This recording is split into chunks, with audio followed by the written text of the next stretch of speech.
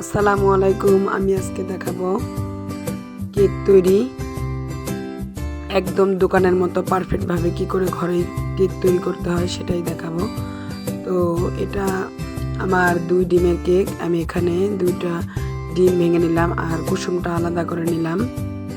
কুসুমটা আলাদা করে ময়দার মধ্যে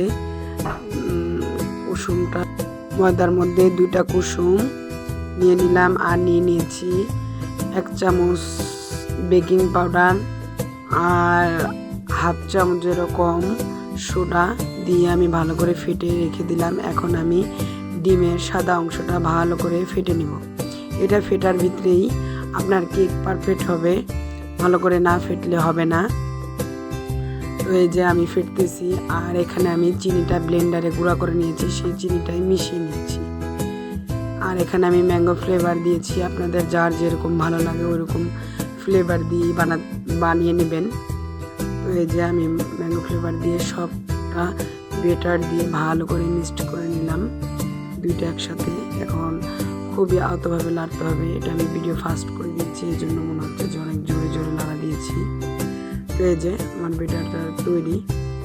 এখন আমি এটা লাভ এর ভিতরে তেল দিয়ে নিলাম। যে এটা দিয়ে এটা আমি চুলায় তৈরি করব। বড় কড়াই আমি একটা বড় কড়াইয়ের মধ্যে স্ট্যান্ড দিয়ে নিয়েছি। ওটা গরম হওয়ার পরে আমি এটা আধা ঘন্টার মতো করে নিয়েছি। এখন আমি এখানে আমি টপিক্যাল উড ক্রিম নিয়ে নিয়েছি বড় মেজারমেন্টের কাপ দিয়ে 1 কাপ, মানে 1 পোয়ার মতো। এখন আমি এটাকে সুন্দর করে ব্লেন্ড করে নিব, মানে হ্যান্ড বিটার দিয়ে বিট করে নেব। এটা বিট করতে করতে সুন্দর যে এক পর্যায়ে হয়ে গেছে। এখন আমি কিছুটা আলাদা করে নিয়ে কিছুটার ভিতরে লাল রং দিয়ে নেব। আবার এটাকে আমি ফেটে নিচ্ছি।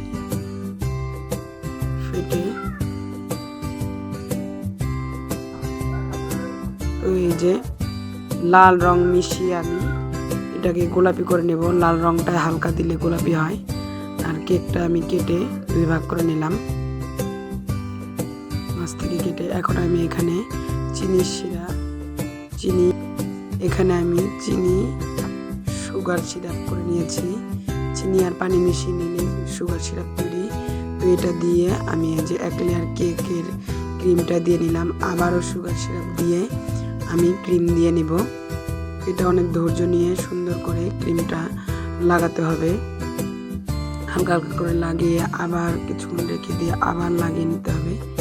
তো এই যে আমি লাগিয়ে নিচ্ছি। তো প্লিজ আমার চ্যানেলটা সাবস্ক্রাইব করবেন, ভিডিওতে লাইক দিবেন, কেমন হয় করে কমেন্ট করে জানাবেন, শেয়ার করবেন।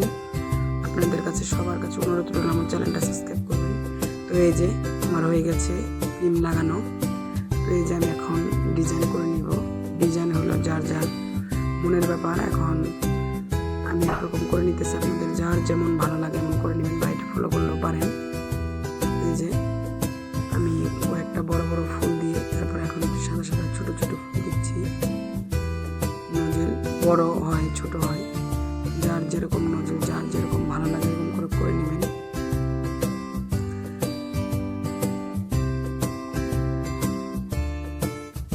তো আল্লাহ হাফেজ, দেখা হবে নতুন কোনো ভিডিওতে। সে পর্যন্ত সবাই ভালো থাকবেন।